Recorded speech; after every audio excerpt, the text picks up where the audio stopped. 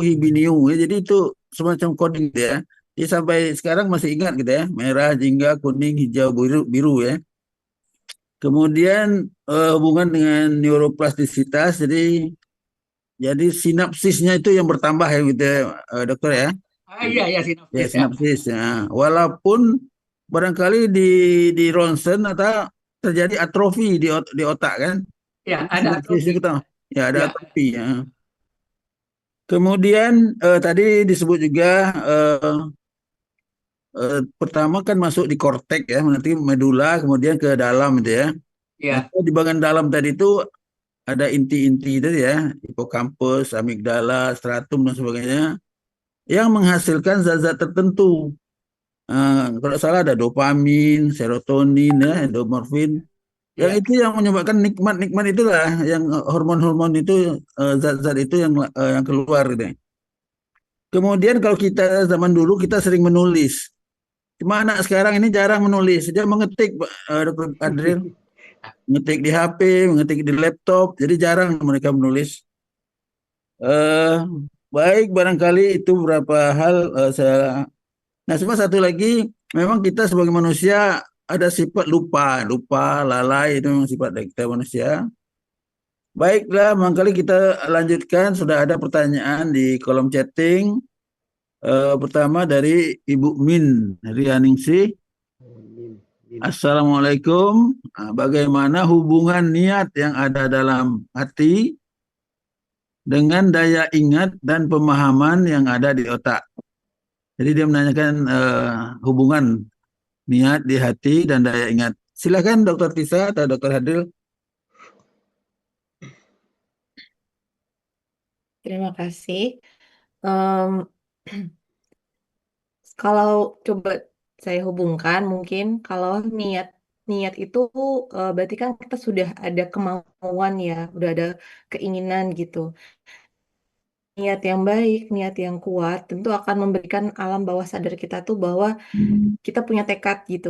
Nah, dengan kita misalnya kita bertekad untuk menghafal sesuatu atau taruhlah kita mau berniat untuk pergi ke suatu tempat.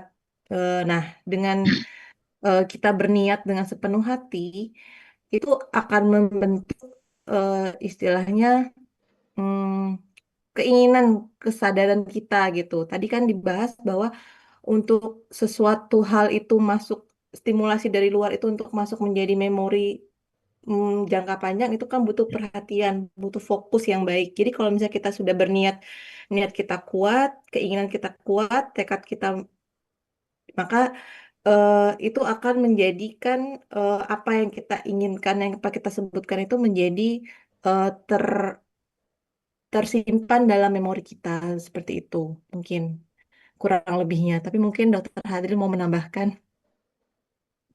Silakan Dokter Hadil. Ya, niat ya.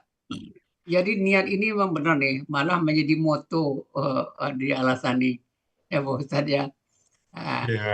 Ah, niat itu sesuatu yang kita mulai, eh, sesuatu dimulai dengan niat. Ya kalau niatnya kurang ya tentu rangsangannya juga kurang. Jadi sebenarnya eh, termasuk apa namanya spiritual nih ya Prof. Khairul. Ah, jadi memang niat itu membuat spirit kita. Dengan spirit itu kan ada rangsangan nanti, rangsang kotak kita. Ah, jadi memang kalau niat kalau niatnya nggak kuat, ya tentu rangsangan ke otak kita juga kurang kuat. Ya seperti yang disampaikan oleh Prof. Khairil tadi, dalam proses belajar di otak itu kita kan ada eh, bermacam-macam neurotransmitter di otak yang disebut neurotransmitter dopamin, norepinefrin, serotonin, nah, gabapentin, segala macam banyak banyak sekali neurotransmitter di otak itu. Nah, itu nanti akan bekerja. Jadi kalau niat itu kurang kuat, jadi rangsangan neurotransmitter. Neurotransmitter itu semacam sel-sel apa namanya ini? Ini ilmu biomolekuler nih, Prof. Ya, Eh, ilmu biomolekuler. akan serotonin, dopamin, norepinefrin, gabapentin segala macam. Saya juga nggak banyak lagi nih. Saya sendiri juga nggak hafal. Saya nggak ahli biomolekuler. Itu terangsang. Jadi sehingga otak kita berfungsi dan subhanallah, masya Allah, apa namanya, otak manusia itu, Prof, belum tergantikan oleh komputer sekarang. Ya, belum Ya. semuanya. Jadi belum ya walaupun ada AI sekarang, Mbak, tapi belum tergantikan. Jadi kembali kepada pertanyaan apa kaitan dengan niat? Memang besar sekali kalau niat belajarnya ini katakanlah untuk mencapai cita-cita gitu kan, kalau niatnya orangnya itu lemah, makanya pencapaiannya untuk kehidupannya juga rendah. Kalau cita-cita tinggi, pencapaian setinggi. Ya seperti Prof sendiri, kalau tidak ada niat untuk jadi profesor, nggak ada ini juga tidak akan tercapai. Ya, saya dulu dari kecil ingin jadi dokter, ada niat, akhirnya belajar begitu kan, ingin sekolah, ingin mengambil master ke luar negeri, diperkuat bahasa Inggris kan gitu, sehingga dapat beasiswa. Saya alhamdulillah dapat beasiswa beberapa kali ke Australia, Prof Khairil, dari pemerintah Australia dan kemudian dari Bank Dunia ke Adelaide, ke Flinders University, dan juga ke South Australia University. Saya 3 kali bolak-balik itu bantu beasiswa. Ini nampaknya niat itu yang sekarang saya punya niat bagaimana saya melalui metode alasan ini, ya walaupun paling tidak ya bisa mengajar-ngajar, mengikuti Pak Ustadz Rizal ini untuk memahami Al-Quran. Seperti beliau katakan, ada niat untuk membaca Al-Quran seperti membaca Quran. Alhamdulillah sekarang sudah mulai terasa, Prof. Benar kok, saya akui kok. Kalau dulu kan lepas saja gitu kan, apa yang kita baca itu lepas saja tidak tahu artinya. Sekarang ini kita baca Al-Quran paling tidak ya 30-40%, 50% kita sudah paham. Kemudian kalau imam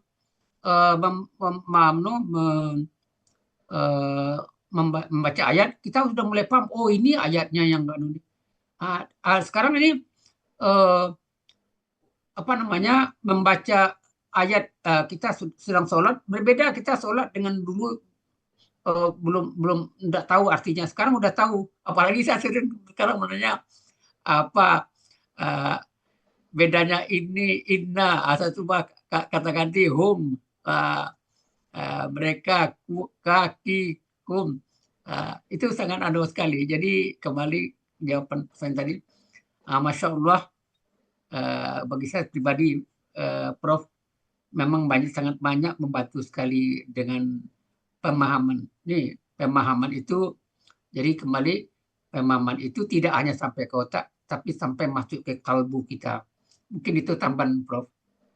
Baik, terima kasih Dr. Hadril, Dr. Tisa. Boleh sedikit, Prof. Ya. Silakan Bu Yariza. Nanya nih Pak Dirne, gimana menjawabnya secara sains ya. Kalau saya kan istiqomah. Ibu-ibu pada saat belajar KKL 8, pindah ke KSHD. Nah sekarang sering saya selipin pada saat di KSHD itu, saya selip juga KKL. Waduh Pak Ustadz, lupa saya. Pas KSHD lupa KKL. Nah, kira-kira itu penyebab secara sains itu apa? Dari Bu Tisa ya. Loh, jadi materi 1, materi 2. Pindah ke materi 2, lupa materi 1. Karena memang maksimum mayoritas kita kan pesertanya Bapak, Ibu, dan tua-tua semuanya. Nah, gimana kira-kira tuh Pak jawabannya? Dapat KSHD, lupa KKL. Dapat KKP, lupa pula. Ini Mbak Dea, silakan Mbak Dea. Iya, silakan Bu ya. Iya, jadi itulah yang disebut dengan miracle tadi. Jadi di coding, jadi memori itu kita coding dan kemudian kita simpan. Ya, penyimpanannya itu kan berlapis-lapis. Ya. Karena baru belajar, penyimpanannya itu belum sampai ke dalam. Jadi wajar aja sekarang baru KKL, besoknya KKSAD, KKL-nya lupa. Kemudian belajar KKP, KKL-nya lupa. Kan gitu. Kan itu wajar karena penyimpannya itu belum sampai Jadi sampai penyimpanannya ke itu kalau dalam. berdiskusi dengan Jadi Pak Adil itu penyimpanannya itu Pak Adil ya. itu penyimpanan tuh. Oh, Jadi kalau berdiskusi dengan saya, ada pertanyaan dengan saya, itu penyimpanannya. berarti berusaha menyimpankan coding. Oh, Dilakukan penyimpanan di dalam otak. Kalau bisa makanya makanya banyak kali minta Pak Adil udah setengah tujuh tuh Pak Adil lagi mana Pak Adil katanya. Hmm. Iya, iya. Jadi mungkin prosesnya memang tambahan dari ilmiah, Dr. Tisa. ilmiah ya Pak Adil ya. Iya, mungkin Nah, tambahan kalau secara teoritis Dr. Tisa ada tambahan. Sepertinya sudah cukup, Dokter Hadril, sudah sesuai. Baik, terima kasih. Jadi Buya Rizal itu simpanannya tuh sudah mantap di dalam situ dan mudah keluar ya. Bagi kita yang masih belajar simpanannya belum masuk ke dalam dan agak sulit jadi ada hubungan gitu. Kemudian saya lihat di sini masih ada Ibu Min, sudah cukup ya Bu Min? Oh, tidak ada lagi barangkali ya. Silahkan ngeraih hand dulu barangkali Reni F. Silahkan Ibu Reni F ya. Reni F. Bu Reni Halo, F. Reni. Masih di asli. Pak, Ya, silakan. Apa yang ditanyakan? Oh. Di mute ya masih. Masih mute. Nah, ya, lanjut. sudah cukup Pak. Terima kasih banyak. Oh, gitu sudah ya. Terima Barangkali kasih. Pak Jalil nih. Pak Jalil ini dari tadi udah raise hand ya. Kemudian nanti hilang, kemudian muncul lagi nih. Silakan Pak Abdul Jalil. Terima kasih Prof. Khairil Anwar dan Dr. Hadril serta Dr. Tisa. Saya ingin bertanya mengenai penyimpan memori itu di mana? Apakah di otak sadar atau di otak tidak sadar? Karena kita punya otak kiri dan otak kanan. Kalau disimpan memori di otak sadar atau tidak sadar, masing-masing berapa lama? Memori disimpan tidak sadar, berapa lama? Terus apakah akan hilang atau tetap? Kemudian kapasitas memori berapa banyak? Kemudian berikutnya penyimpanan memori, apakah dipengaruhi oleh IQ atau faktor usia? Demikian, terima kasih. Baik, terima kasih Pak Abdul Jalil. Barangkali ini teori. Silakan Dr. Tisa. Masih tolong di unmute. Ya, Prof. Terima kasih, Ya, Prof. Jadi, Pak, terima kasih atas pertanyaannya. Jadi tadi kita ada membahas tentang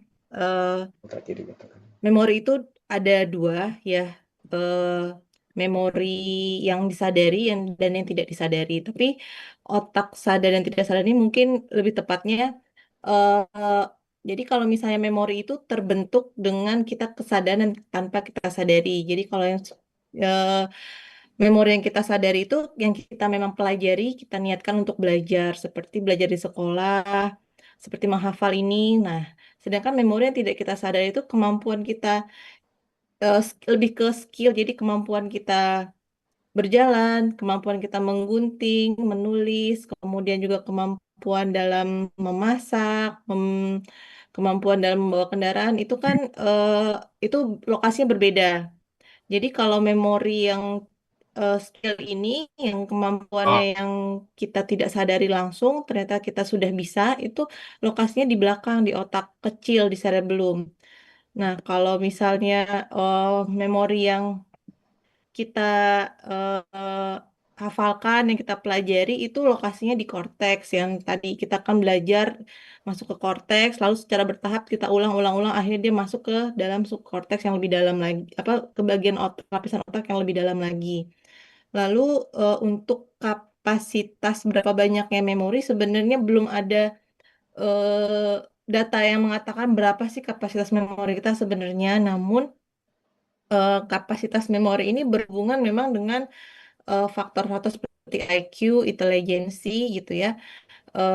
Jadi untuk kita menghafalkan sesuatu, kita memang butuh pemahaman dulu apa yang kita baca. Jadi kita membaca jadi ketika kita masuk input memorinya, informasi itu masuk, kita olah dulu kan, kita pelajari dulu ini apa, kita kelompokkan gitu. Misalnya kita sedang mempelajari sesuatu, kita untuk supaya dia masuk ke dalam memori kita, kita tentu masing-masing kita punya teknik untuk menghafalkannya. Apakah kita mau kita kelompokkan dulu ini kategorinya apa gitu kan. Misalnya untuk menghafal apa ya, misalnya menghafal misalnya kalau dalam pelajaran kedokteran misalnya kita mau menghafal struktur tubuh gitu kan, kita ini bagian-bagian yang penting untuk pergerakan, ini organ-organ yang penting untuk eh, produksi, ini bagian-bagian organ yang penting untuk prosedur melihat. Jadi kita kelompokkan gitu. Atau bisa juga kita mengkelompokkan apa untuk mengkodingnya itu kita butuh misalnya menggambar atau kita bikin jembatan keledai. Jadi masing-masing. Jadi untuk kita bisa sampai ke tahapan itu kita tentu perlu kemampuan untuk eh, memahaminya dulu. Jadi dalam pemahaman itulah terdapat kebutuhan ya seperti kemampuan intelijensi, IQ gitu. Nah, faktor-faktor yang mempengaruhinya tadi, yang mempengaruhi kemampuan otak kita berpikir itu memang salah satunya memang seperti yang dibilang Dokter Hadi tadi adalah usia juga mempengaruhi karena semakin bertambahnya usia itu sel-sel otak yang jarang kita aktifkan itu tentu akan berkurang. Jadi seperti otot kalau misalnya kita jarang latih dia akan menyusut gitu. Namun kalau sering kita asah dia akan eh, apa namanya akan eh, lebih kuat lagi, lebih baik lagi memorinya. Lalu faktor-faktor lain juga seperti stres. Stres juga mempengaruhi karena kalau kita stres itu eh, akan berdampak pada hormon-hormon yang akan dikeluarkan itu negatif. Jadi itu akan merusak sel-sel otak.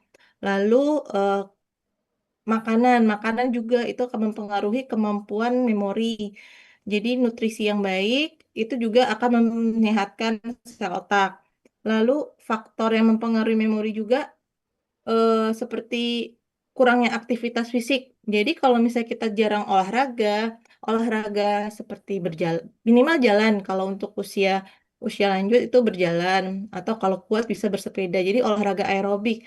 Jadi olahraga aerobik itu dia akan melancarkan tentu olahraga itu pasti akan melancarkan aliran darah. Darah itu kan mengandung zat nutrisi dan paling banyak itu larinya ke otak. Jadi nanti sel-sel otaknya mendapat nutrisi yang baik. Jadi kita olahraga yang rutin, kita juga cukupkan nutrisi, vitamin-vitamin, ya, makanan yang beraneka ragam, jadi tidak monoton itu aja makannya, harus bervariasi. Kemudian juga kita cukupkan istirahat, tidur karena tidur itu adalah salah satu bentuk mengistirahatkan organ-organ tubuh kita sehingga bisa dipakai lagi di kemudian hari sehingga juga itu menurunkan kadar stres level di tubuh kita. Juga hindari stres. Lalu juga kalau kalau kita bersosialisasi juga misalnya seperti ini kan kita dalam forum ya, kita bertemu orang, kita berbagi informasi. Nah, itu juga salah satu bentuk faktor yang bisa memperbaiki memori kita. Jadi kalau misalnya nih Bapak Ibu kan kalau sekarang kan mungkin udah jarang apa namanya mungkin kalau untuk di lingkungan rumah mungkin tidak ada yang seusia misalnya. Tapi karena di forum inilah bertemu dengan teman-teman yang saling bisa berbagi ilmu, berbagi informasi, akhirnya sosialisasi itu akan menimbulkan interaksi otak kita juga dan itu juga akan salah satu faktor yang mempengaruhi kemampuan berpikir dan memori kita. Begitu kurang lebih, Pak. Baik, terima kasih. Bagaimana Pak Abdul Jalil? Terima kasih terjawab apa yang saya tanyakan, termasuk saya rasakan juga itu. Terima kasih, Prof, Dokter. Baik, Misalnya, kita lanjut ke kolom chat. Saya lihat banyak ini pertanyaan dan banyak juga yang raise hand. Dari Pak Samsuryadi. Assalamualaikum, mohon pencerahan Bu Dr. Tisa dan Pak Dr. Hadril. Bagaimana cara mempertahankan daya ingat khususnya usia di atas 50 tahun? Masih muda nih Pak. Pak Sam mulai sering lupa sewaktu akan menyampaikan sesuatu yang sebelumnya diingat diketahui. Mohon pencerahannya, terima kasih. Jadi tadi dari slide saya lihat juga ada forget itu ya. Jadi memang ada lupa itu gitu ya. Silakan Dokter Tisa. Jadi Ya, Pak eh, Sam ini 50 tahun udah lupa gitu ya kira-kira ya. Silakan bagaimana? ya, terima kasih, Prof. Jadi, Pak Sam, mungkin nih Pak Sam, eh, untuk usia di atas 50 tahun itu ya, memang sudah mulai ada pengurangan kemampuan menyimpan memori. Nah, tapi kita bisa membantu menguranginya. Misalnya nih, mau jadi kita selain yang tadi faktor-faktor yang mesti kita perbaiki seperti aktivitas fisik, kemudian makan yang sehat, tidur yang cukup, istirahat. Nah, ada beberapa alat, maksudnya ada metode-metode yang bisa kita siasati supaya kita tidak mudah lupa. Misalnya seperti lupa menaruh benda. Kita biasakan untuk meletakkan benda di tempat yang biasanya, misalnya kayak kunci. Kita sudah terbiasa, kita harus fokus bahwa kunci itu ada tempat penyimpanannya. Jadi setiap kali kita akan meletakkan kunci, taruh di situ lagi. Dan itu kalau kita lakukan berulang-ulang, itu akan teringat di memori kita bahwa oh, kunci letaknya di sini gitu. Nah, itu salah satu membantu. Jadi, tidak boleh meletakkan sesuatu benda secara sembarangan karena itu akan membentuk karena nanti memori yang tersimpan jadinya berbeda-beda karena kadang di sini, kadang di tempat yang lain gitu kan. Itu salah satu cara untuk membantunya. Kemudian, tools yang lain yang bisa kita kerjakan adalah misalnya nih mencatat, menulis. Nah, mau menyampaikan sesuatu, misalnya kalau misalkan di forum seperti ini, misalnya kita tulis dulu apa yang mau kita sampaikan, atau em, seperti apa namanya, mencatat di kalender atau membuat alarm, minum obat, misalnya kan suka lupa, misalnya, nah itu juga bisa.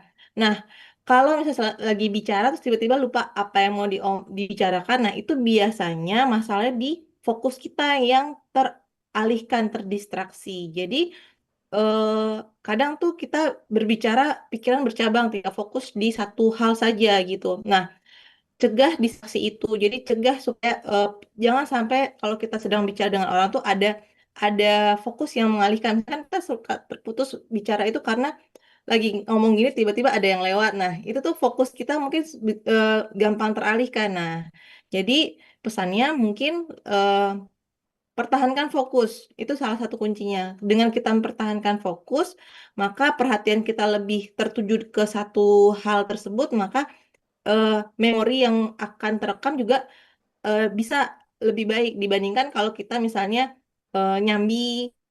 Nah, itu memang akan cenderung lupa karena artinya fokusnya terbelah, jadi memori yang masuk tidak sepenuhnya bisa diolah dan diteruskan ke tahapan selanjutnya seperti itu. Baik, gimana Pak Sam?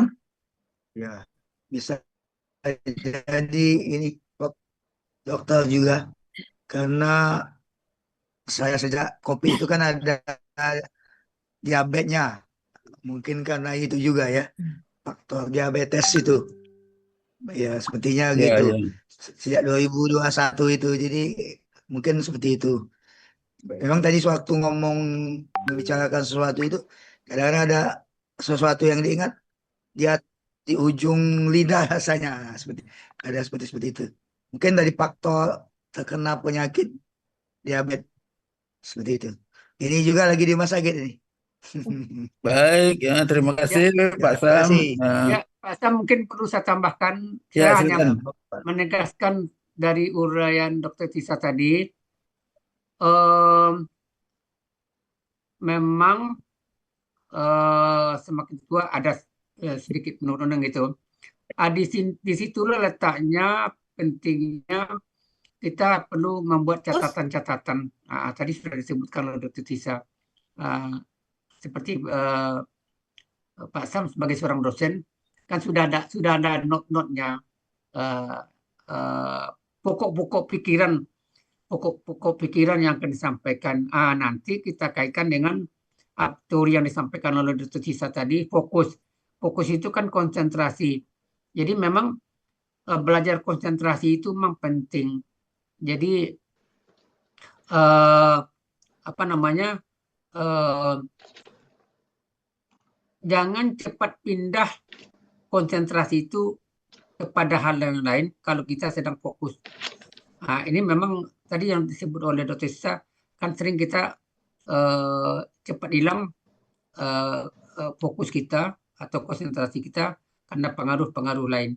Jadi memang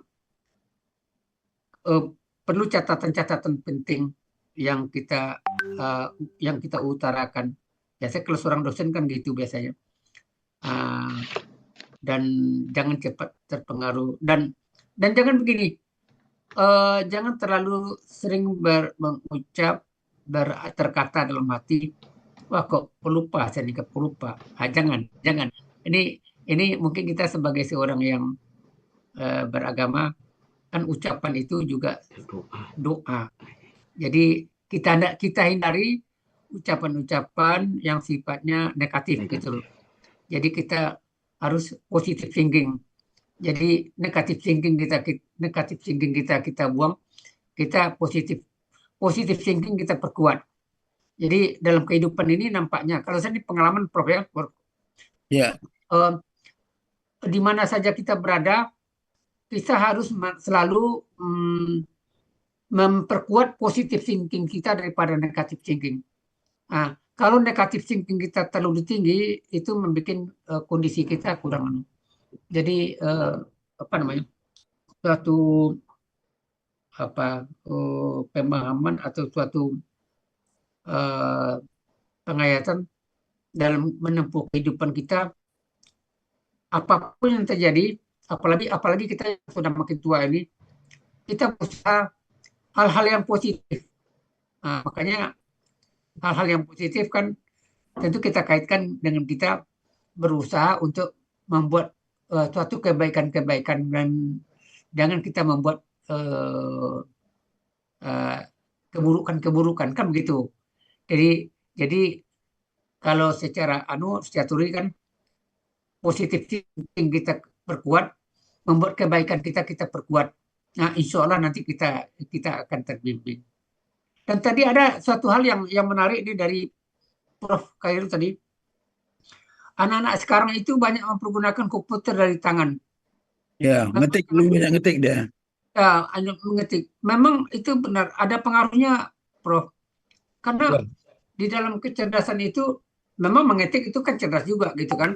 Tapi menulis dengan tangan sangat penting sekali. Ya, melatih tangan untuk menyimpan ke otak ketimbang dengan komputer. Jadi memang membantu. Nanti mungkin Dr. Tisa punya secara neuroanatomi, secara fungsi saraf, bisa mengomentari masalah anak dengan tangan atau dengan komputer. Kalau menurut saya memang latihan dengan tangan itu memang sangat penting, karena stimulus ke otak berbeda dengan komputer. Mungkin Dokter Tisa mau menambahkan. Silakan Dokter Tisa. Sebetulnya kedua-duanya sama-sama tangan itu, dokter. Cuma Ya. satu menulis, satu mengetik. Silakan Dokter Tisa. Terima kasih, Prof. Dr. Hadril. Jadi perbedaan kita mengetik dengan menulis itu sebenarnya itu menulis itu kan meningkatkan memori prosedural. Nah, menulis itu lebih kompleks dibandingkan dengan mengetik. Sama-sama memuat informasi, namun dengan mengetik itu kan hanya menekan-nekan saja istilah. Jadi kompleksitasnya dia tidak begitu kompleks seperti menulis. Kita menulis huruf A, B, C, D itu lebih kompleks dibandingkan hanya menekan-nekan touch. Nah, itu mengapa dengan menulis itu sebenarnya lebih baik dibandingkan kita mengetik gitu, Prof. Jadi semakin jelimet istilahnya skill yang kita pelajari itu justru malah semakin melatih otak kita. Nah, jadi memang menulis seperti menulis kaligrafi itu kan butuh skill ya, butuh bagaimana cara menggerakkan tangan ke atas, ke bawah, ketebalannya, menebal di mana kita harus tebal tipisnya di mana. Nah, itu kan butuh skill yang lebih rumit dibandingkan hanya menekan. Kalau memberi tekanan itu kan mau tekan keras atau mau tekannya lembut kan tetap huruf itu tetap muncul gitu. Jadi memang menulis itu lebih baik dibandingkan mengetik. Nah, dulu kan kalau saya baca tuh di berita-berita di luar negeri kan awalnya kan sekolah-sekolah sudah mulai mengaktifkan menggunakan tablet dan PC. Namun akhirnya karena dirasa justru malah menghambat perkembangan kognitif anak-anak, jadi sekolah-sekolah di luar negeri seperti di Finlandia itu sudah mulai kembali lagi ke buku. Jadi mereka seperti membuka buku, membalik-balikan buku, beda dengan kita membalik-balikan tablet gitu. Jadi ada memori yang diciptakan karena pergerakan dari atau stimulus dari indera-indera kita. Kulit kita yang memegang kertas, kemudian memegang pensil, bagaimana caranya itu adalah salah satu bentuk latihan untuk otak gitu. Baik, Boleh sedikit tanggapan Prof. ya silakan Buya. Boti, Dr. Tisa dan Pak Adil. Saya ingat SMP dulu. Jadi ada guru salah satu mata pelajaran, pelan dia sosial, itu buku pedoman ada, kemudian dia menulis sendiri, dia tulis buku tulis, kemudian pada saat pelajaran dimulai, dia menunjuk giliran murid-murid menyalin ke depan. Jadi dia salin ke depan, misalnya sekarang katakan si A disuruh ke depan tulis, nyalin apa yang dia tulis. Nanti setelah itu baru diterangannya. Jadi saya lihat hasilnya eh, murid-murid yang disuruh ke depan itu lebih pintar. Jadi memang dipilih yang apa yang mungkin yang sedang-sedang supaya meningkatkan kemampuan dia.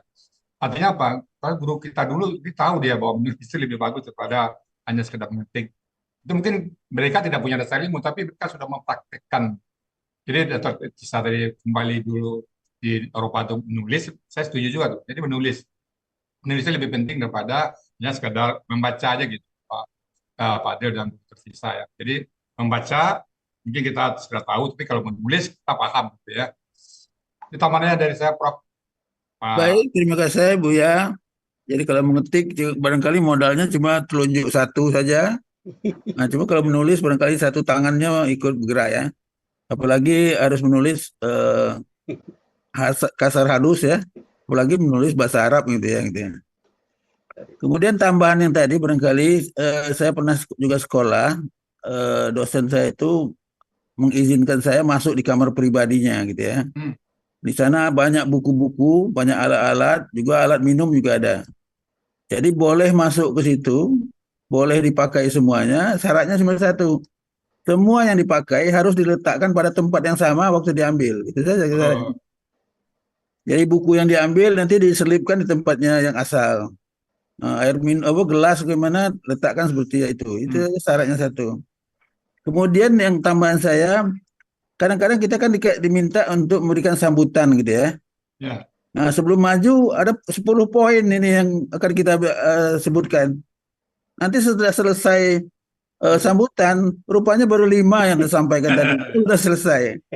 Nah, jadi barangkali tadi Pak Adil bilang, jadi dibuat ditulis poin-poinnya itu 10. Nah, gitu ya.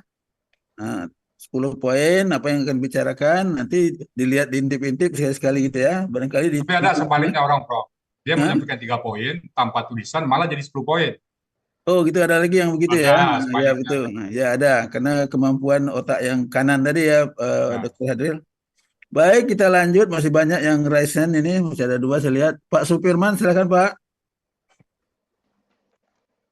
Ya, terima kasih Prof. Ya. Pak Adril dan Bu Dokter. Ini pengalaman kita di Ponpes Tahfizul Quran. Ya. Ponpes ini sudah berdiri 10 tahun. Pada waktu pertama awal dulu, kita ingin anak itu secepat mungkin itu bisa hafal Al-Quran. Ya, mulai kita beritahu, kamu harus mengulang untuk pertama ini 20 kali. Setelah itu baru 40 kali. Insya Allah sudah lengket dan sudah ini. Nah, memang tahap pertama, anak-anak yang mengulang 20 bahkan 40 kali itu memang lengket. Tapi di akhir tahunnya tidak semua yang lengket itu lengket terus, lupa. Nah, ada juga anak-anak yang ini yang biasa-biasa, tapi dia penuh dengan emosi rohaninya yang tinggi. dia puasa Senin Kamis, bicaranya juga bagus, adabnya juga bagus, bahkan puasa Daud. Nah, dia menghafal biasa-biasa saja. Memang pada minggu pertama, minggu kedua, prestasinya kalah dari yang pertama tadi. Tapi di akhir tahun, yang pertama ini lebih terjamin, lebih terjamin hafalannya. Nah, ini yang kita lihat. Nah, kemudian satu lagi pengaruh, pada waktu mereka pulang kampung, waktu Lebaran, ada anak-anak yang sudah hafal 20, 30. Begitu pulang kampung, 1 bulan, kita cek lagi, audit lagi, hafalannya itu berkurang. Karena mungkin salah satu itu yang kita tanya itu terlibat dengan permainan HP tadi. Nah, jadi ada korelasi, ada malah di dalam Al-Quran itu disebutkan, kalau nggak salah surah Al-Qiyamah itu 16-17. Pertama, jangan kamu cepat-cepat membaca Al-Quran dengan niat untuk cepat menguasainya. Nah, ayat kedua itu disebutkan bahwa yang mengumpulkan Al-Quran itu bukan di otak, tetapi kamilah yang mengumpulkan Al-Quran itu di dadamu, di dalammu. Nah, ayat yang ketiga, ulangilah, murjaahlah lagi apa yang telah kamu hafal, kamu baca. Itu kira-kira maksudnya ayat-ayat itu tadi. Nah, dari ini kami melihat, jadi ada hubungan antara hati, antara ruhul Quran dengan hafalan Al-Quran. Jadi kami mengadopsi atau membuat rumus sama dengan rumus bom itu.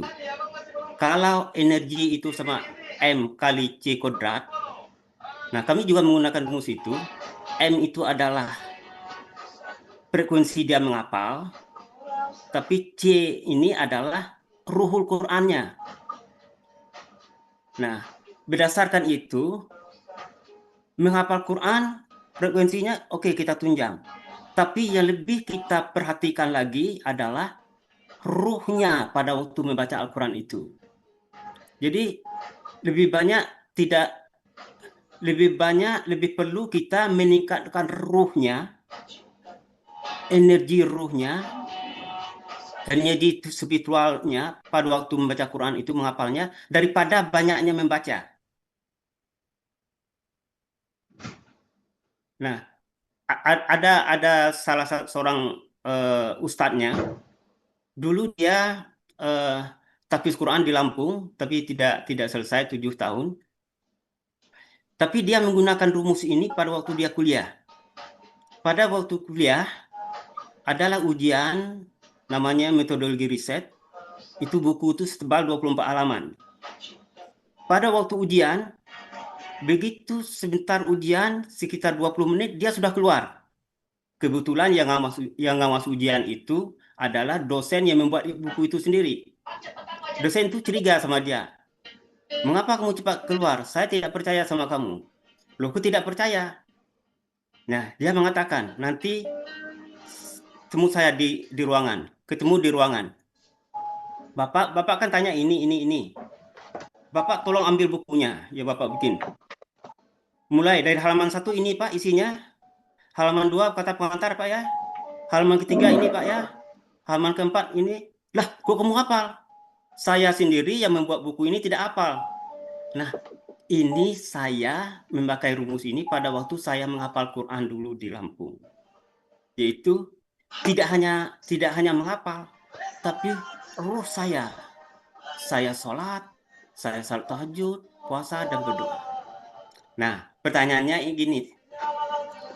Secara ilmiah, bagaimana kedudukan atau hubungan hafalan otak dengan hafalan yang ada di hati? Terima kasih, Pak. Terima kasih. Baik, jadi rumusnya barangkali H hafalan sama dengan baca, kemudian ruh kuadrat, gitu ya. Ruh kuadrat. H sama dengan B R kuadrat. Silakan Dr. Tisa atau Dr. Hadril. Baik, terima kasih Pak. Jadi mungkin di sini tadi ada yang menghafalnya buru-buru, kemudian ada yang menghafal sepenuh hati ya. Pada akhirnya ternyata justru yang menghafal sepenuh hati ini lebih baik hafalannya. Coba saya hubungkan mungkin ya. Tadi kalau kita menghafalkan dengan kesadaran penuh, maka dia lebih bertahan lama gitu. Yang kedua juga kalau memang kita menghafal sudah memang keinginan kita tentu nggak cukup menghafal saja, tapi juga mengulang-ulangnya. Hafalan itu kalau diulang memang dia akan masuk ke lapisan otak yang paling dalam. Namun kalau kita tidak pernah mengulangnya, dia hanya tersimpan di situ saja, tapi tidak pernah dipanggil lagi, maka dia akan kita lupakan juga nanti. Jadi tidak semua memori yang tersimpan di dalam otak kita itu mudah untuk diambil lagi kalau tidak pernah dipanggil gitu. Jadi tidak pernah di-recall, maka dia hanya tersimpan saja tapi tidak bisa kita ulang, tidak bisa kita recall lagi ya. Jadi istilah seperti murojaah ya, diulang-ulang. Jadi apa yang sudah kita hafal, jadi dia kalau kita ulang, kita murojaah, maka dia akan lebih lebih nempel istilahnya di kepala. Nah, lalu saya coba jawab tentang setelah tadi setelah pulang kampung main game gitu kan. Jadi memang main game itu main kalau udah tahapnya kecanduan ya. Kalau main game sekali dua kali mungkin enggak, tapi kalau misalnya dia terus-terusan berlarut-larut bermain terus-terusan itu memang akan merusak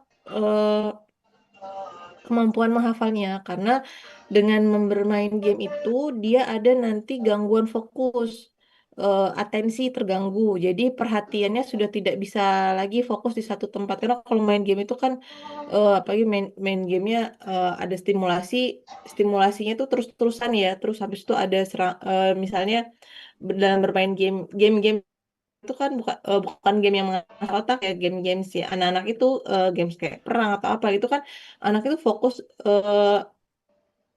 melihat ke segala sisi, kemudian jadi perhatiannya nggak tertuju satu hal aja, jadi dia pikirannya bercabang-cabang. Nah itu jadi nanti pertahankan atensi namanya. Jadi kalau atensi perhatian terganggu, maka nanti akibatnya dia akan kesulitan lagi untuk menghafal kembali atau mengingat hafalannya karena itu tadi. Tapi biasanya itu kalau sudah di tahap level candu, artinya sudah bermain gamesnya itu mungkin sudah level terus-menerus tidak non-stop gitu ya Pak. Kemudian mungkin kalau hubungan hafal otak dan hafalan di hati itu mungkin Dokter Hadil bisa bantu Dok. Ya, Baik, silakan Dr. Hadril. iya begini, Prof. Baik anak-anak maupun orang dewasa atau orang tua itu dalam menjalani kehidupan memang harus menjaga roh, menjaga kolbu. Jadi kalau pada anak-anak itu seperti pengaruh main game itu memang berpengaruh gitu kan. Tapi secara secara sederhana semakin berbuat dosa kita, semakin dosa kita, kolbu kita semakin terganggu, semakin rusak. Ya, untuk anak-anak mungkin itu perbuatan kayak main HP yang terlalu lama. Makanya anak-anak sekarang kan harus kita batasi. Kalau kami punya program, pokoknya hari biasa ini tidak boleh megang HP sama sekali. Nah, kecuali hari Minggu, hari libur aja. Tapi sebentar. Dan kalau perlu anak-anak itu dibawa main-main. Lebih baik membawa main-main keluar daripada megang-megang HP. Jadi hafalan itu kalau mereka itu sudah berinteraksi yang kurang baik, artinya secara kalbu itu sudah terganggu. Sama dengan kalau kita dewasa ini, mungkin hafalan kita itu bisa menghilang kalau kita semakin banyak berbuat dosa. Dosa. Jadi kesalahan-kesalahan atau dosa-dosa sangat mengganggu kalbu karena hafalan apa saja lah gitu. Dari pengingatan apa saja eh, eh, akan terganggu. Kalau kalbu ini tidak terjaga. Makanya ilmu pemahaman kalbu ini harus kita pedalami karena sesuatu yang abstrak. Ya, dalam Al-Quran disebut sudur gitu kan di dada, tapi dadanya kalau anu kan bukan hati atau jantung atau hatinya bukan di situ, tapi abstrak. Jadi roh kalau anunya kan mungkin anu kan roh gitu kan. Jadi untuk anak-anak mungkin kolbunya itu terganggu dengan permainan-permainan yang tidak baik gitu loh. Kalau kita orang dewasa, kolbu itu rusak kalau kita melakukan dosa-dosa. Semakin banyak dosa kita, hafalan kita makin hilang. Jadi mungkin itu jawaban lebih Setuju tuh konkret. Pak Adil. Ya, Setuju sekali. Makanya kita punya pilar kedua, sering bertaubat kan. ya masuk pilarnya anu kan pilarnya. Kedua. Ya, Tadi kan pilarnya niat, ini kedua taubat. ya. Memang gitu banyak dalam survei kita, saya coba Ya, tanya sejumlah yang nggak susah paham-paham itu, ternyata memang itu tadi, entah itu ya, dosa harta, entah itu dosa apa, pokoknya dosa lah, itu mengganggu. ya dosa ya. Tahan Soalnya aja saya dapat. dosa itu membuat kita gelisah. Ya, Kalau orang nampak gelisah, tidak tenang, pasti ada sesuatu dosa yang ya betul, setuju. sedang dipikulnya. Makanya istighfar mohon ampun kepada Allah itu harus ditingkatkan dan ketaatan. Dan nampaknya memang ketaatan itu sangat mempengaruhi ketaatan kepada Allah. Ini Pak Ustadz, saya memandang begitu. Ya, setuju. Lanjut. Baik, terima kasih. Masih banyak pertanyaan dari kolom chat. Ini ada yang bertanya QQL, enggak? Saya tidak tahu siapa. Assalamualaikum warahmatullahi wabarakatuh. Dokter mau tanya dari sakit GERD ini ya. Ini semacam sakit mah ya. Lalu vertigo sehingga kepala selalu sakit. Sudah hampir 2 tahun setengah vertigonya. Sudah berobat. Cuma semangat belajar memang kuat. Cuma waktu belajar selalu saja kepala panas katanya. Apakah ini gangguan pembuluh darah yang tidak normal? Itu yang ditanyakan. Jadi ini barangkali ada hubungan dengan neurologi. Silakan Dokter Tisa, silakan. Ya, terima kasih. Mungkin ini buahnya di sakit kepala panasnya pas lagi belajar atau GERD-nya mungkin ya. Jadi kalau GERD itu kan asam lambung. Jadi kemungkinan ibu ini minum obat-obatan lambung. Obat-obatan lambung itu dia punya efek mengganggu penyerapan vitamin di lambung, vitamin B12 terutama. Vitamin B12 itu neurotropik, jadi vitamin yang diperlukan untuk sel saraf. Nah, mungkin itu hubungannya di situ. Jadi berarti harus balik ke bagaimana cara mengontrol supaya GERD-nya nggak kambuh. Seperti itu, Bu.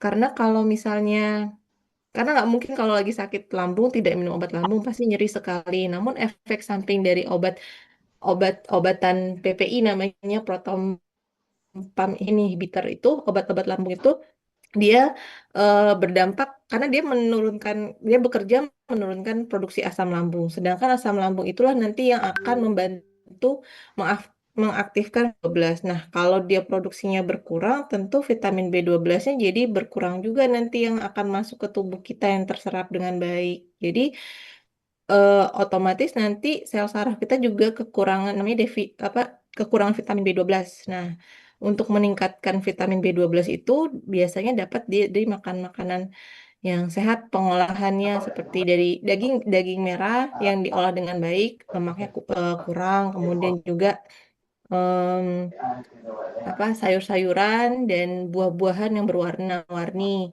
Nah, kemudian pada saat belajar kepala terasa panas. Eh, Sepertinya ini bukan gangguan di pembuluh darah ya Ibu, tapi mungkin memang proses dari belajar berpikir itu mungkin menghasilkan panas ya, menghasilkan energi, mungkin lebih lebih ke situ larinya. Kalau karena belajar lalu kepala panas kita sambungkan dengan gangguan pembuluh darah, sepertinya tidak. Nah, kalau vertigo itu tadi mungkin karena penyakit lambung bisa menyebabkan vertigo, bisa karena tadi kan sel sel sarafnya kekurangan nutrisi yang cukup untuk kesehatan sel sarafnya itu sendiri, maka muncullah vertigo. Dan GERD itu juga salah satu penyakit yang berhubungan dengan faktor stresor. Jadi stres bisa meningkatkan resiko terjadinya vertigo berulang gitu.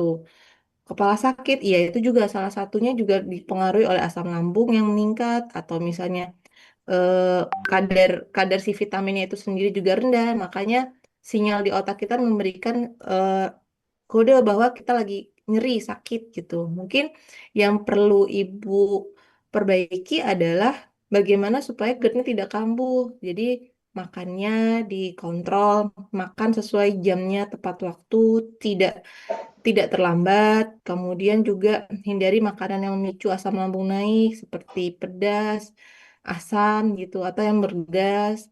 Lalu kalau habis makan tetap tidak boleh rebahan dulu, tetap aktif bergerak gitu. Jadi supaya kalau kita berbaring rebahan kan dia jadinya asam lambungnya justru reflux atau GERD itu tadi kan reflux ke atas. Jadi balik dia asam lambungnya karena kan kalau kita rebahan itu kan berarti gravitasinya jadi nol lagi. Jadi asam lambungnya bisa membalik ke atas. Nah, itu nanti yang namanya GERD.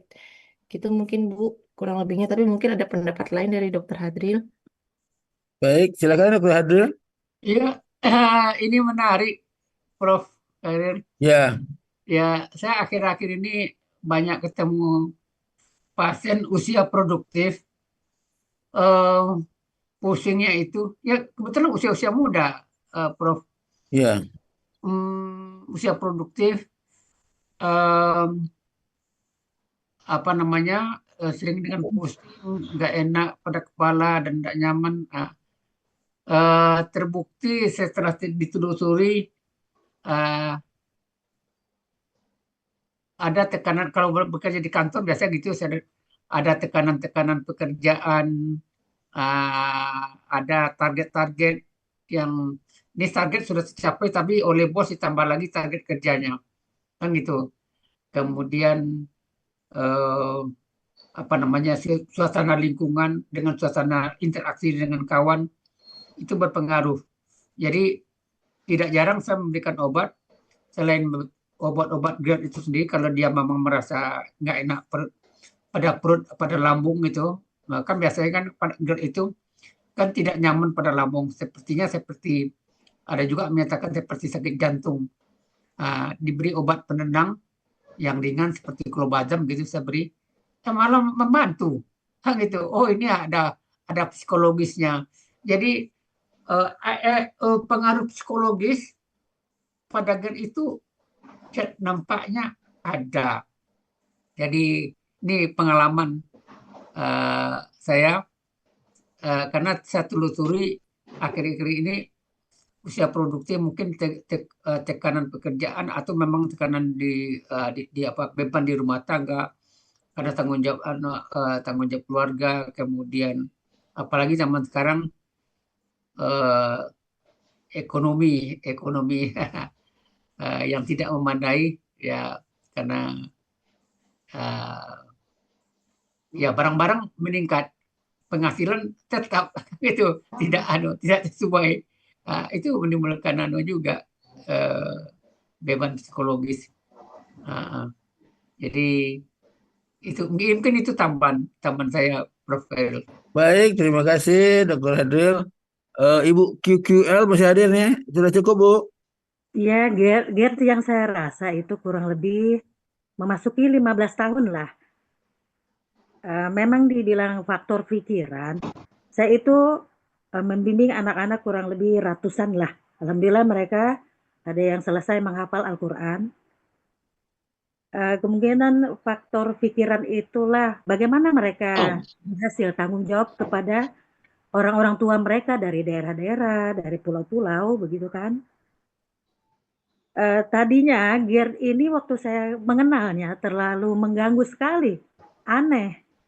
Dia itu seperti takut orang mati lah, takut sendirilah. Lalu sekarang jadi 2 tahun ini kurang lebih saya jadi vertigo saat saya belajar. Lumayan kadang belajar berjalan Keluar maknya di dalam. begitu, jadi kepalanya kadang di tengah rasa sakitnya, kadang dia ke samping, kadang dia ke kiri kanan gitu. Saya rasa ya Allah ini kayak rasa mengganggu sekali gitu. Sementara Ya, saya sangat ingin mengurai Al-Quran ini. Begitu dokter. ya, Terima Ya, kasih. silakan Dr. Hadril. ya, ini menarik. Saya langsung nyambung aja. Saya Nampaknya paling dokter. kalau ada suatu keluhan yang tidak spesifik, Prof ya, Ya, ini banyak temukan sakit pinggang, sakit kepala, merasa pusing, sakit punggung. Itu saya sering sekali dong. Ke dokter sisa banyak juga ketemu. Yang disebut dengan psikosomatis, sakit lambung, sakit, semuanya sakit. Kadang-kadang kita sebagai dokter bingung juga nih, apa fokus atau spesifik dari penyakitnya. Semuanya merasa sakit. Ya akhirnya kita menyimpulkan ini psikosomatis. Jadi ini memang obatnya secara psikologis. Dan kalau di rumah sakit saya lalu menyarankan ya apa namanya banyak membaca Al-Quran, mentadabbur Al-Quran, merajang Al-Quran. Memang itu obatnya. Tadi sudah di dalam surah Al-Isra tadi, sebagai Al-Quran itu sebagai sifa'u sebagai obat dan rahmah, dan rahmah. Mengitu anunya. Dan kemudian begini, dalam menghadapi kehidupan ada kesulitan dan ada kemudahan. Jadi Ibu Kiki Elin nama lengkapnya siapa nih? Konitali, dokter. Konitali saya. Konitali ya, Konitali. Afwan. Ma'al usri usron, inna ma'al usri usron, Pak Adril. Iya. Jangan terlalu dipikirkan sekali, kita hanya upaya Allah akan memudahkan urusan kita. Jadi setiap kesulitan ada kemudahan. Jadi ada jalan keluarnya. Kita tinggal doa dan usaha. Itu diserahkan. Jangan menimbulkan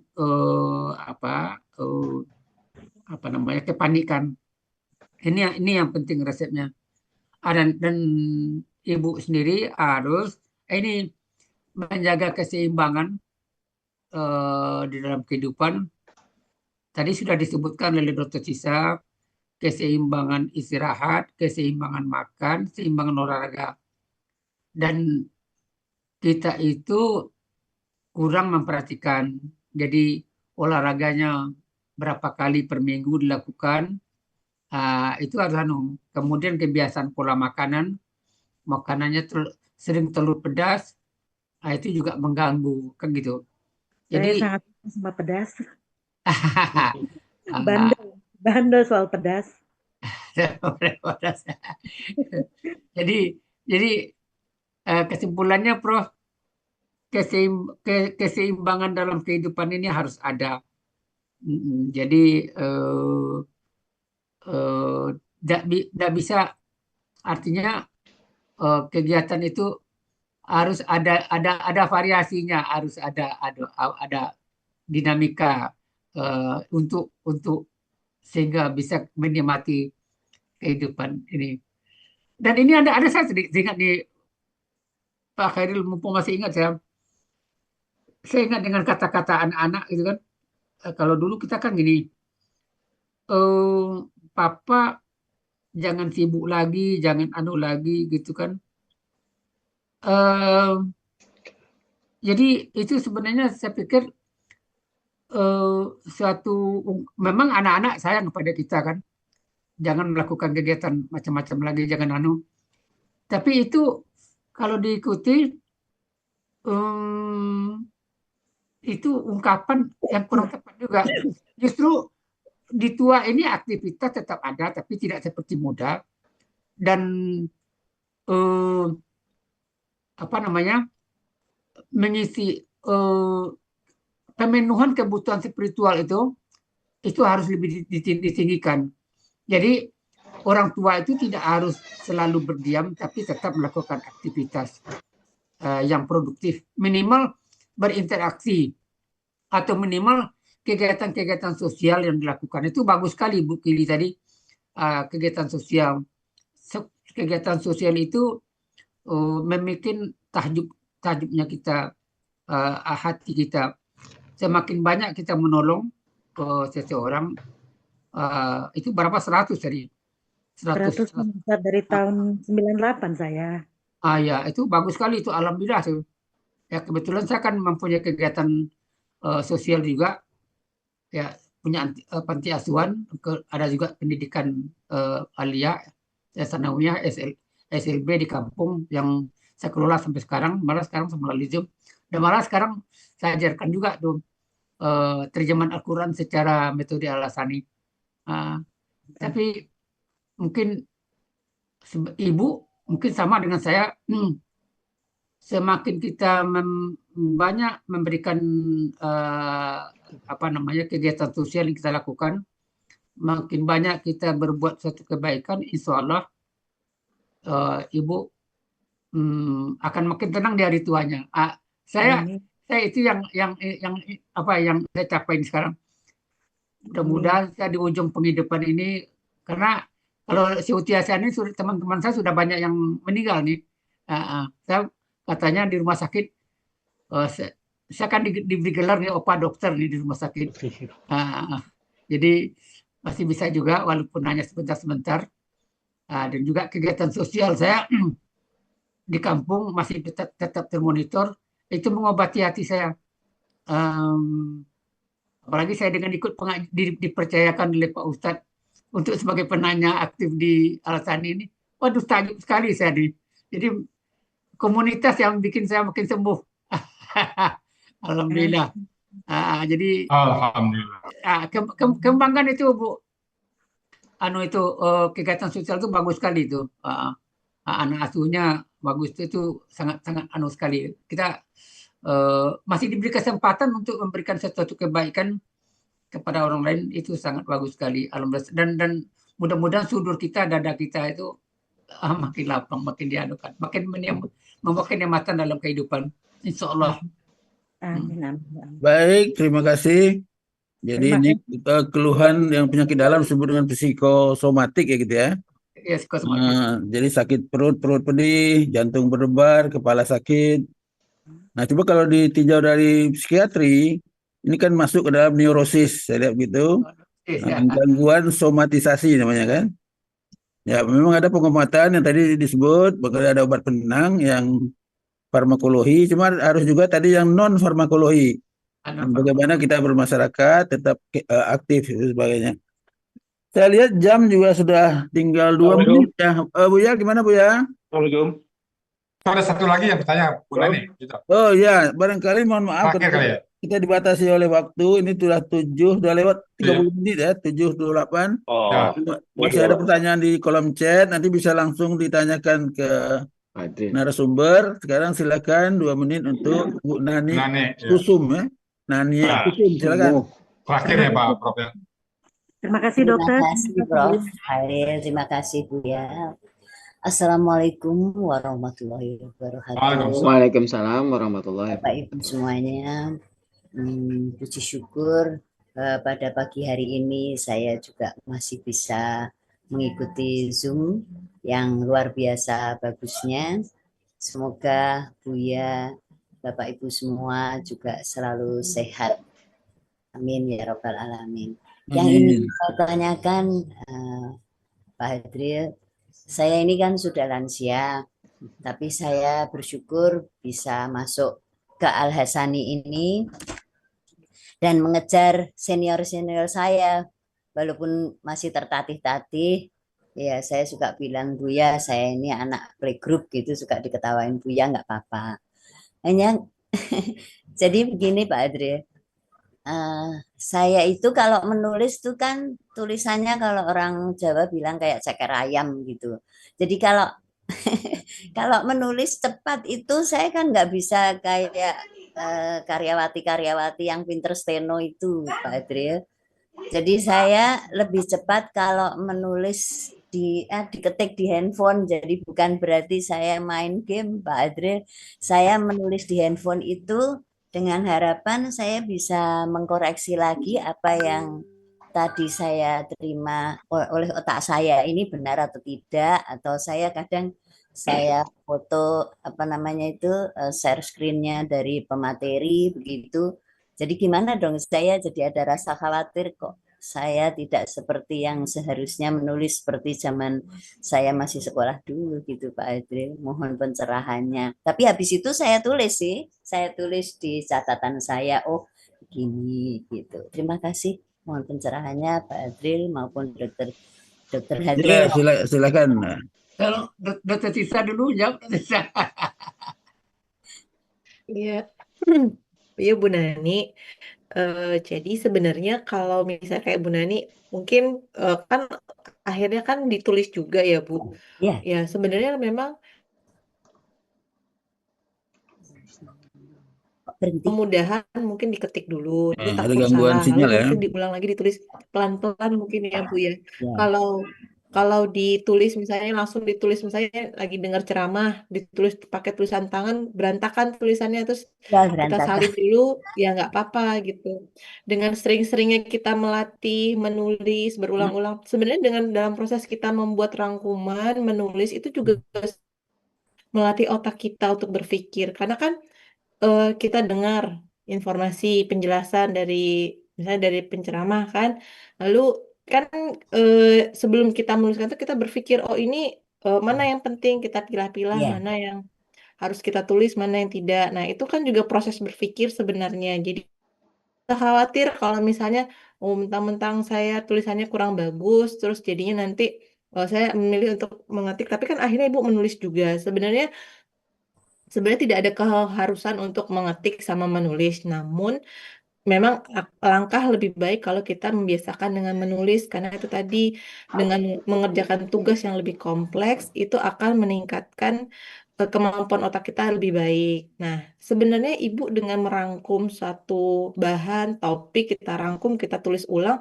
dengan bahasa sendiri itu juga salah satu bentuk mengasah otak juga karena dengan sebelum kita menulis itu kan kita ada pemahaman dulu, kita berpikir dulu, pahami. Setelah kita paham baru kita salin. Nah, itu sudah bentuk itu kok Bu bentuk untuk menstimulasi otak juga. Insya Allah bermanfaat dan juga mengurangi resiko mudah lupa, pikun gitu. Kalau istilahnya kan kalau kita apa saya lupa juga tapi saya ikut kelas HSI ya kan kalau di HSI itu ada video apa ada apa namanya audionya. Nanti audio itu kita baca kita dengarkan berulang, tapi itu nggak langsung nempel dibaca. Lalu ada yang share ininya tulisannya. Tapi kalau kita sendiri nggak nulis, kita juga lebih nempel sebenarnya kalau kita nulis lagi. Jadi saya kalau misalnya membaca itu saya dengarkan audio berulang, kemudian saya baca, saya lihat visual tulisannya, lalu saya bikin tulisan sendiri dengan tulisan tangan saya. Jadi itu akan lebih memudahkan. Jadi makin banyak indera kita yang kita libatkan dalam dalam mempelajari suatu hal gitu kan, itu justru malah makin memperkuat memori kita. Seperti itu, Bu. Jadi Ibu misalnya mendengarkan dengan telinga, lalu dibaca, lalu dituliskan. Itu berarti kan udah ada 3 indera yang dilibatkan. Itu lebih bagus karena lebih dalam, lebih menempel, dan lebih banyak banyak bagian otak yang Assalamualaikum warahmatullahi wabarakatuh. Hari ini hari yang ketiga. Halo, tolong di-mute. Ibu dulu ya. Nah, kurang lebih seperti Lanjut. itu Bu Nani. Mungkin mau ada tambahan dari Dokter Hadril. Terima kasih Dokter Tisa. Silakan Dokter Hadril kalau ada tambahan. Ya, udah cukup nih. Oh, udah cukup ya. Ya. Baik, jadi karena kita sangat dibatasi oleh waktu, ini udah Ya. lewat. Ya. Mungkin ada satu Pak Prof yang Gimana? saya Ya. sampaikan. Jadi kan memori-memori atau daya pengingatan itu kan banyak yang tersimpan dalam otak. Jadi lupa itu adalah wajar karena memori itu kan disimpan dan memori lama itu bisa hilang, itu wajar. Makanya perlu murojaah tadi kan, merecall, istilah medisnya kan merecall. Jadi kita jangan memponis, umpamanya gini, lupa nama kawan, ya kan kawan lama waktu SD, lupa nama. Saya biasanya kalau dalam praktek saya tanya tuh, masih ingat enggak nama guru yang disenangi waktu di SD?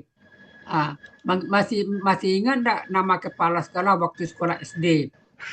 Kemudian masih ingat enggak nama guru bahasa Inggris waktu SMP? Masih ingat enggak? Kan gitu. Itu lupa nama kayak gitu wajar aja karena sudah sekian lama. Tapi mungkin dia masih ingat, mungkin wajahnya ingat tapi namanya lupa. Jadi kita belum bisa menyatakan itu pelupa. Dan secara teori, Prof, terminologi lupa itu ada dua nih. Ada yang disebut dengan benign forgetful, pelupa yang jinak. Malignant forgetful, ya yang betul-betul melupa, itu sudah masuk kepada penyakit pikun. Tapi kalau benign forgetful, itu belum dianggap pikun. Ada lagi istilahnya MCI, mild cognitive impairment. Jadi pelupa yang yang ringan, itu belum dianggap pikun. Jadi lupa itu adalah sesuatu hal yang wajar. Jangan langsung diponis bahwa kita sudah ada penyakit lupa, pikun. Nggak, jangan. Lebih-lebih ibu-ibu bapak yang hadir dalam aktif ikut pengajian alasan ini kalau ada, mungkin ada yang benign forgetful, itu wajar. Belum malignant forgetful. Jadi selagi hanya benign forgetful, pelupanya yang ringan, yang jinak, yang ringan lah gitu, itu jangan dikategorikan kita sudah mulai memponis diri kita adalah sudah kena penyakit pelupa. Mungkin ini kesimpulan yang perlu kita tarik, Prof. Khairul. Baik, terima kasih Dokter Tisa, Dokter Hadril. Sebetulnya masih ada banyak pertanyaan di kolom chat itu ya. Tidak tahu Dokter Tisa buka enggak itu? Nanti barangkali bisa dijawab ya, gitu ya. Coba yang terakhir saya lihat dari Pak Afdal Azmi Jamba, ini kayaknya orang Minang juga nih ya. Dia mengusulkan berbekam, itu sesuai dengan yang di Nabi Muhammad ya. Ada penyakit-penyakit tertentu dengan berbekam. Nah, kemudian dia menanyakan bagaimana supaya tidak lupa kalau waktu kita kecil. Menurut saya pergi lagi pulang kampung lihat tempat-tempat yang pernah kita lalui, masuk lagi ke sekolah gitu semuanya. Atau buka-buka catatan-catatan buku lama barangkali masih ada. Baik, saya sebagai pemandu mohon maaf pada hal yang tidak berkenan, kita sangat dibatasi oleh waktu. Saya kembalikan kepada Buya Rizal. Silakan Buya. Syukuran, Prof. Baik, Bapak Ibu semuanya, demikian tadi materi yang sudah disampaikan oleh Dr. Hadril dan Dr. Tisa. Semoga bermanfaat kita semuanya. Baik, buat Dr. Tisa dan Julia, terima kasih banyak atas presentasi materinya. Semoga Allah balas semuanya dengan lipat ganda. Dan dari kami sebagai kenang-kenangan dan semua pihak kebahagiaan bahwa Ibu pernah hadir di alasan. Mudah-mudahan di lain waktu ada kesempatan lain bisa tampil lagi dari materi yang lain ya. Mudah-mudahan bermanfaat. Itu ya Dr. Tisa Julia ya. Terima kasih Bu ya. Oke. Baik, berikutnya Pak Dr. Hadril Besudin, SPN MA, yang kita kenal dengan Habibie Alsani, yang selalu memberikan pembenakan supaya tersimpan dalam memori kita. Apa itu KKL, tulisan dari KKP, KBP, KBPP, KBKK, dan sebagainya. Ya, dalam rangka memperbanyak memori kita, memperbagus memori kita. Makasih Pak Adil. Ya, Semoga Pak, semuanya yang sama. Pak Adil mereka mendapat nilai pahala di sisi Allah SWT. Dan begitu juga kepada Prof. Khairil Anwar yang selalu mendampingi kami di acara tematik pagi. Sekali lagi, makasih Prof atas cerita. Ya, sama-sama Bu ya. Semoga bermanfaat ya Prof. Dan kepada Bu Nina Yulfia, terima kasih telah membacakan surah Az-Zumar ayat 43 sampai 45. Semoga yang membaca dan mendengarnya mendapat pahala di sisi Allah SWT. Amin, amin. Baik, jadi itu saya kembalikan kepada Prof. Syah untuk bicara. Silakan Prof. Baik, terima kasih. Barangkali kita baca doa penutup majelis. Subhanakallahumma wa bihamdika asyhadu an la ilaha illa anta astaghfiruka wa atubu ilaik. Assalamualaikum warahmatullahi wabarakatuh. Waalaikumsalam warahmatullahi wabarakatuh. Terima kasih Pak.